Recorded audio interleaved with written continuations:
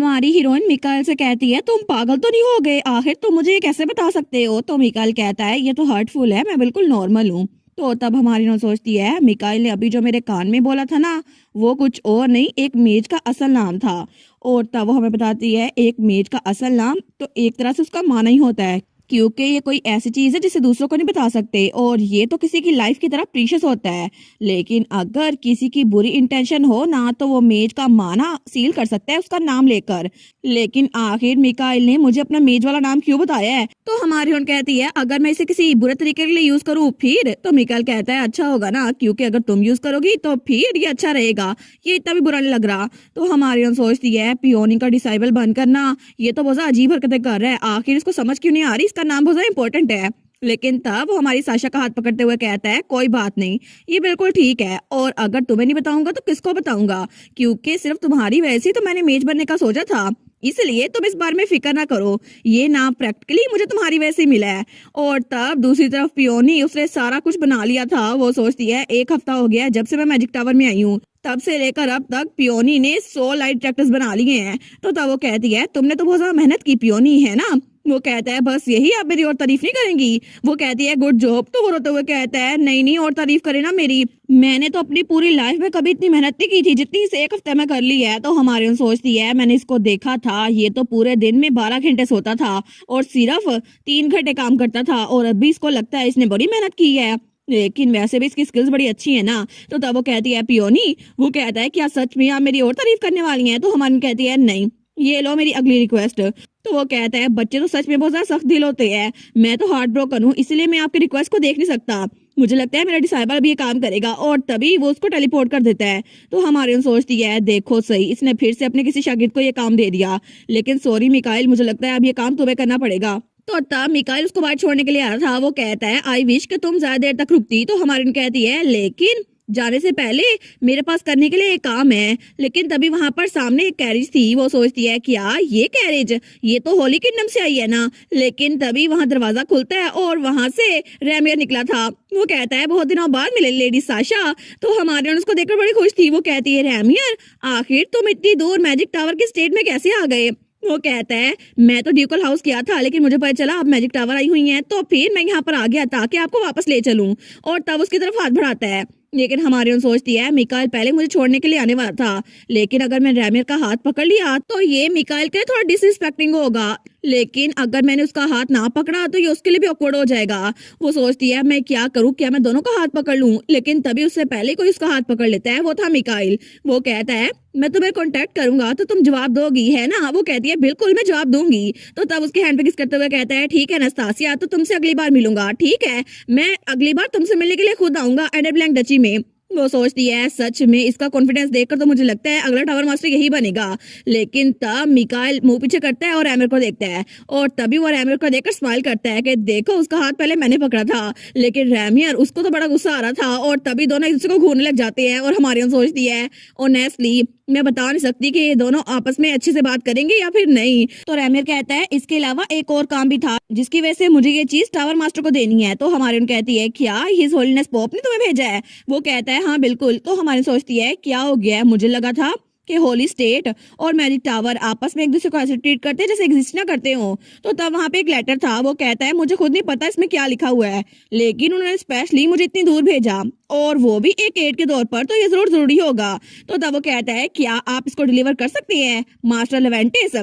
तो मिकाइल कहता है बिल्कुल मैं इसको डिलीवर कर दूंगा पोप के एड। लेकिन तभी वो फिर से एक दूसरे को घूरने लग जाते हैं। तो हमारी हीरोइन सोचती है सच में एक दूसरे को घूरी क्यों जा रहे हैं, मुझे तो घर जाना है। लेकिन थोड़ी देर बाद वो लोग बग्गी में बैठे हुए थे। तो हमारी हीरोइन कहती है बाय द वे रेमियर, तुम तो बड़े बिजी हो गए ना, तो आखिर तुम्हारे पास टाइम कैसे आ गया कि तुम ड्यूकल स्टेट में आ सको। वो कहता है वेल कार्डिनल्स ने कहा था कि अब वो हिज होलीनेस की डेविएशन को बिल्कुल बर्दाश्त नहीं करेंगे, और तब उन्होंने आधा महीना उनको डांटने में गुजारा। इसी वजह से अब वो थोड़ा सा काम करने में लग गए हैं। तो अब फाइनली मेरे पास थोड़ा सा फ्री टाइम है, और इसी वजह से मैं तुम्हारे पास आ गया तुमसे मिलने के लिए। वो सोचती है सच में फाइनली साइमन भी कोई काम कर रहा है। लेकिन थोड़ी देर बाद वो लोग एंडर ब्लैंक डची पहुंच चुके थे।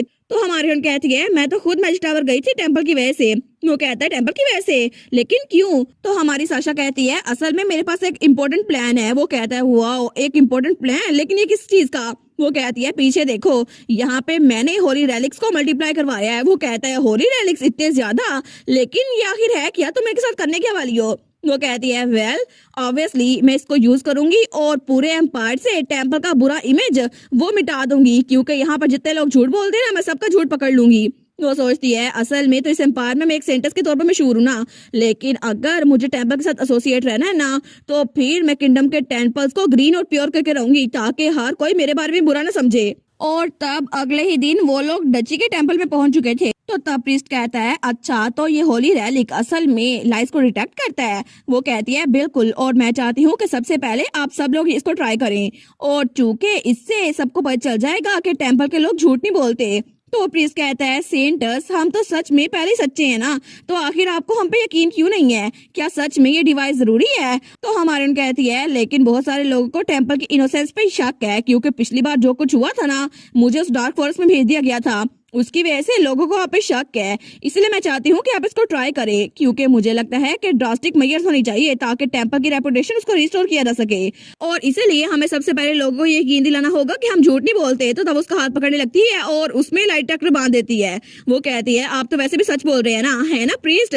वो कहता है जी जी बिल्कुल ऐसा ही है, लेकिन तब वो थोड़ा परेशान हो गया था। तो हमारी कहती है तो फिर आप मुझे बता सकते हैं ना कि आखिर में सच है क्या, क्योंकि इस तरह आपकी प्योरिटी उसको हम जज कर सकते हैं, और मैं ट्रस्ट करती हूँ कि आप वंडरफुल जॉब करेंगे। लेकिन तब वो बाद में बताती है लाइट डिटेक्टर्स, उनका इफेक्ट तो बड़ा मैग्निफिसेंट था, और तभी बाकी सारी प्रीस्ट वो भी वहां पर थी। शुरू शुरू में तो सबने बगावत की थी कि हमें इसे यूज नहीं करना, हम तो सच बोलते हैं, लेकिन बाद में जब उनको झटके लगते थे ना, तो वो खुद ही सच बता देते थे कि मैंने पैसों को एम्बेजल किया है, और इसी वजह से यहाँ पर हर कोई मेरे सामने सच बोल रहा था।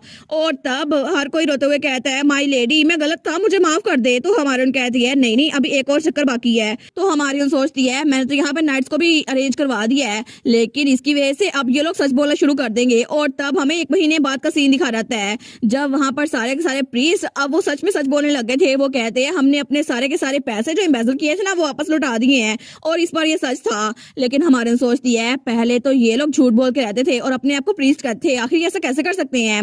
लेकिन तब वो रैमर के साथ बाकी जगहों पे भी जा रही थी, तो रैमर के हाथ में पूरी लिस्ट थी। वो कहता है साशा ये सारे के सारे लेजर्स ये तो डची के अंदर के टेम्पल्स के है ना? वो कहती है हाँ बिल्कुल, जरा मुझे देखने दो। और जैसे वो सारी लिस्ट को देखती है ना, वो सोचती है ये सारे के सारे प्रीस्ट हर एक टेम्पल में हर कोई पैसों को इम्बेजल करी जा रहा था, और ये अपने आप को प्रीस्ट कहते हैं। वो कहती है रैमियर, तो रैमर कहता है हाँ क्या हुआ? वो कहती है हमें जाके सबको रेड करना होगा, ठीक है? वो सोचती है वैसे भी अपनी 99 लाइफ मैंने जो कुछ सीखा है ना, उससे मुझे पता चल जाएगा कि क्रिमिनल्स कभी भी सच नहीं बोलते। तो तभी वो जिस टेम्पल में पहुंची थी ना, वहां के प्रीस्ट भी कहते हैं सेंटस प्लीज हम पे यकीन करें, हमने अपनी ड्यूटी अच्छे से निभाई है और हम कभी चोरी नहीं कर सकते। लेकिन हमारे सोचती है सच में पिछले प्रीस्ट ने भी यही कहा था, लेकिन ये लोग भी झूठ ही बोल रहे होंगे। तो तब वो लोग चिल्ला कहते हैं इस सबको री इन्वेस्टिगेट करे सेंटस। तो दूसरा कहता है बिल्कुल, लगता है कि कुछ लोगों ने आपको मैनिपुलेट किया है कि हम पे शक करें। लेकिन हमारे सोचती है देखो सही, फिर से झूठ, बार बार झूठ। तो हमारन कहती है क्या आप लोग एंटर ब्लैंक डची पे डाउट कर रहे हैं? वो कहते हैं क्या? तो हमारन कहती है आप लोग बिल्कुल ठीक कह रहे हैं, मैं बिल्कुल छोटी सी हूँ, लेकिन मुझे लगता है कि मैंने कुछ मिस कर दिया है, इसी वजह से मैंने अपने मोम और डैड से भी कहा था इसको वेरीफाई कर ले।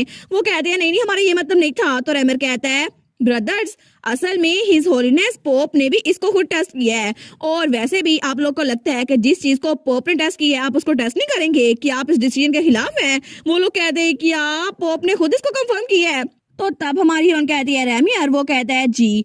तो तब हमारी सोचती है ये सारे के सारे करप्ट प्रीस्ट इनकी पनिशमेंट का टाइम हो गया है, और तब रैमियर वहां पर उनको उनकी सजा सुना रहा था। लेकिन इसी तरह पूरे एम्पायर में उनकी शोहरत हो गई थी, और रैमियर उनको कहता है लोकल लॉ के हिसाब से आपको पनिश किया जाएगा।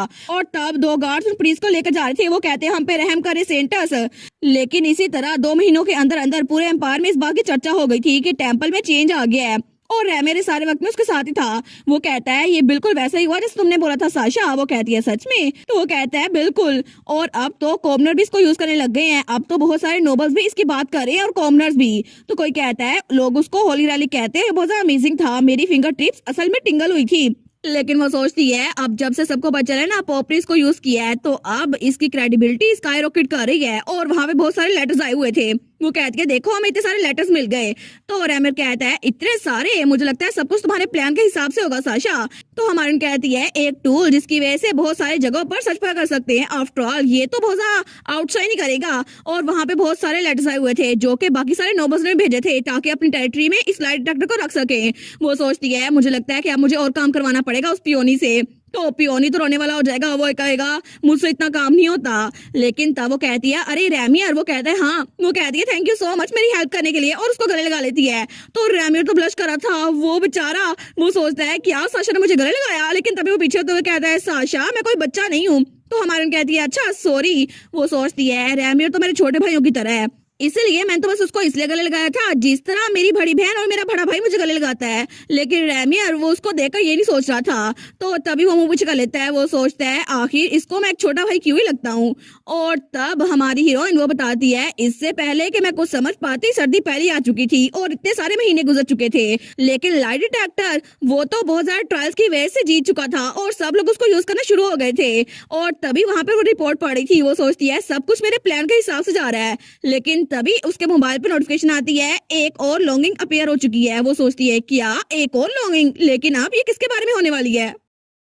और इसी के साथ ये वाला पार्ट यहीं पर ख़त्म। तो आप लोग बताइएगा आप लोग को ये पार्ट कैसा लगा, और वीडियो को लाइक और चैनल को सब्सक्राइब लाजमी कीजिएगा। बाकी वीडियोस का लिंक भी स्क्रीन पर नज़र आ रहा होगा, तो काइंडली उनको भी चेकआउट कर ले। और thank you so much for watching my videos. Stay safe, bye bye.